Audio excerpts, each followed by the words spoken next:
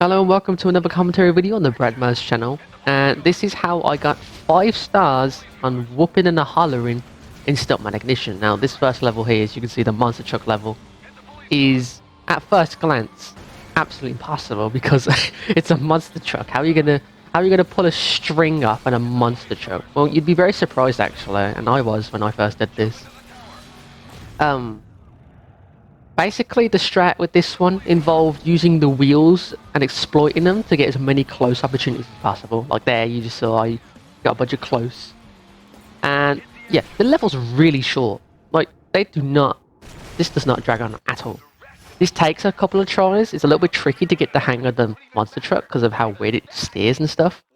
But once you do get the gist of it, the monster truck is actually not that bad. But yeah, that was pretty easy. Took only a couple of tries. It just takes mastering, and obviously you just need a bit of time to get used to the monster truck controls. That's the easiest level in the entire set. Now here comes the second level with the security van. I can't remember the name of it, but this one was an absolute pain in the neck. This is a recurring theme you'll see in this set, because my god, if this set isn't the most annoyingly tedious, most stupid, most annoying, and just outright unbearable set as of right now. I still say Strike Force is like next to that, like in terms of unbearability.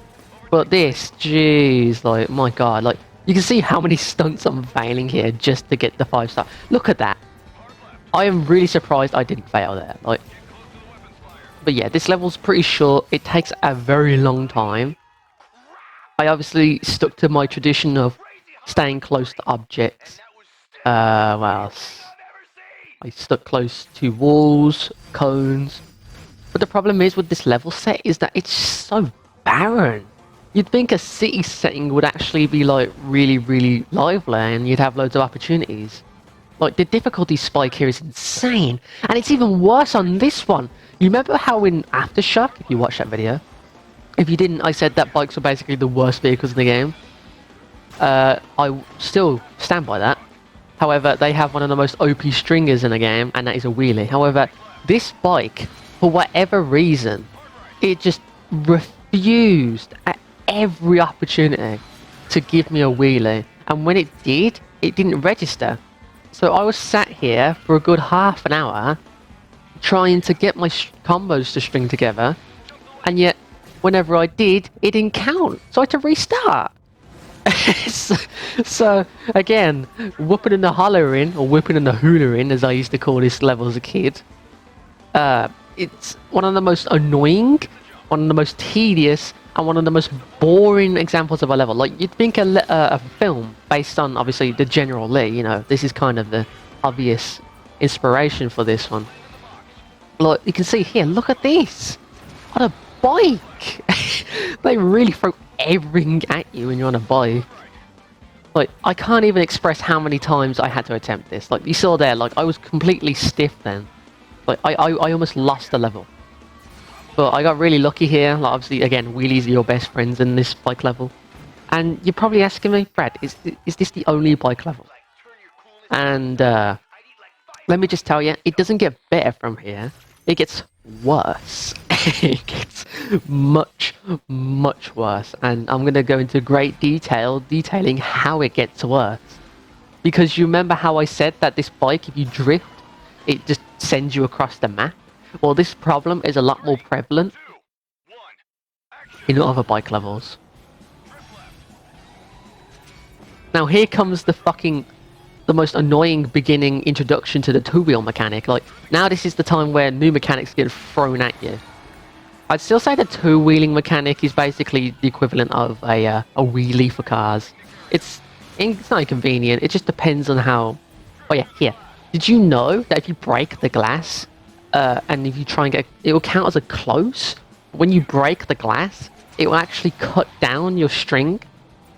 I didn't know this, but I noticed it back when I was watching the fail footage that I obviously cut out, so you don't have to sit through that.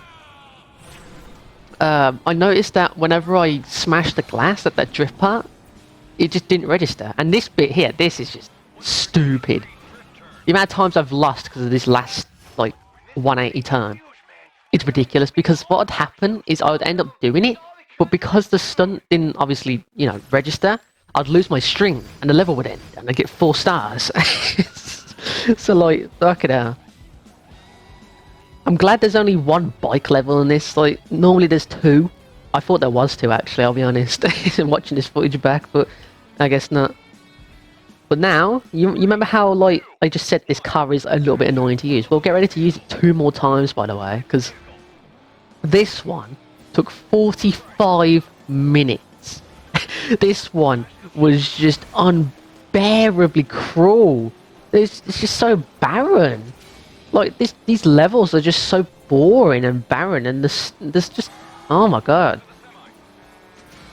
It's like, this is meant to be a cool concept. I think this is the very first time you actually chase someone in this. Like, you're following the lead.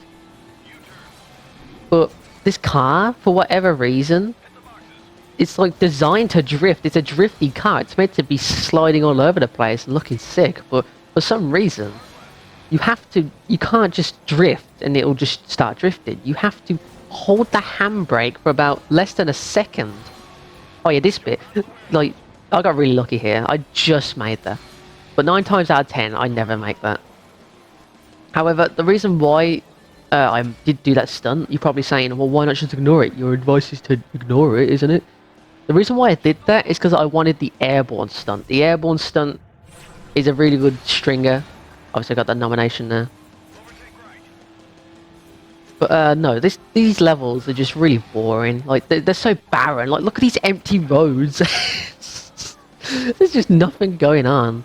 It feels like Aftershock is the second level of the game, and this is the first. That's how empty this level feels. I definitely say Whoopin Hollerin is just like, without a doubt. If it's not the worst, I'd say it's one of the worst. It's just so boring. There's nothing going on. Like, there's no stringing. There's no... Like, look at this. On your first go round, how would you expect to keep a string going? I went through this level a numerous amount of times, and I noticed that the trees actually count. And sometimes they don't. Like, again, Stuntman Ignition suffers from really bad RNG, where, like, you'll hit into something, and it'll count as close. Or, you'll go near something, which should be close, but it doesn't count. Like, this game, its RNG is so weird. And that's why I say to always save a fail, by the way, because of that last stunt there. Like, if you miss that, it's whatever, but obviously if you land it, it's just, it ends the level quicker, and it's just more convenient for you. But yeah, there is 3 levels using the same fucking car. Like, come on, really? You couldn't have just, like, give us a more creative car. Like, you gave us a monster truck and a security van, which is in this level, by the way. Oh no, this level. This is the last level, and oh my god, this level is just it's the equivalent of someone using a pitchfork to give you a circumcision. Like, that's how fucking painful this level is. The amount of attempts it took to get this right is annoyingly insane. I swear, I was at this for 45 minutes. Probably longer than that. Like, the footage is just so long now. It's probably up to a gigabyte at this point, purely because of this level. Like, look at that shit. How am I supposed to land that? Like, come on, really? I'm trying to keep a streak alive, and you're asking me to bump into stupid cars. Like, what's so cool about bumping into a car? Are people gonna scream and go, "Oh, that was cool"? But no. Oh yeah, the park bit, by the way. You've probably been here a few times if you are doing this level. These levels, I mean. The strategy with the park is that you just have to get close to the trees, and you have to string off of them and drift when you can. Obviously, getting those stunts where there's just like nothing there. This bit though, this bit. Oh, the amount of times I lost at this bit purely because whenever I got near the bins, it would either count as a close or it wouldn't. This bit, oh my god, I'm still wondering how I made that. Like, I'm swore the bar was transparent, but no. We made that. I think it's the home stretch from here, because the junkyard, ironically enough, is the best place. It's basically your victory lap at this point. If you can drift and keep close to barrels and boxes and stuff like that, you'll just get through this like piss easy. It's just everything leading up to this bit is just agony. Like, you just need to make sure that you survive the other 2 levels, getting 5 stars, and then the halfway through this level, and then you should be fine. As long as you keep drifting, you know, getting airtime, close misses, and there you go. Last level, Whoopin and the Hollerin 2. Absolutely terrible. Hate this game. Well, no, I don't hate this game. Excuse me. And there you go, look, Hillbilly Legend. That's 5 stars on every Whoopin and the what's it? Whoopin and the Hollerin? However, I'll call it Whoopin and the Hoolering, because that's what I used to call it as a kid. But no. Basically, you know, the same prevalent tradition. Get close to stuff. Make sure you get jumps and stuff. And yeah, I'm gonna do what I always do and outro with the obviously the movie trailer for Whoopin and the Hollerin. You can obviously just cut the video off now, it's kind of shit. Compared to everything else, it's just ass. But yeah, thanks for watching, and I'll see you all in the next one.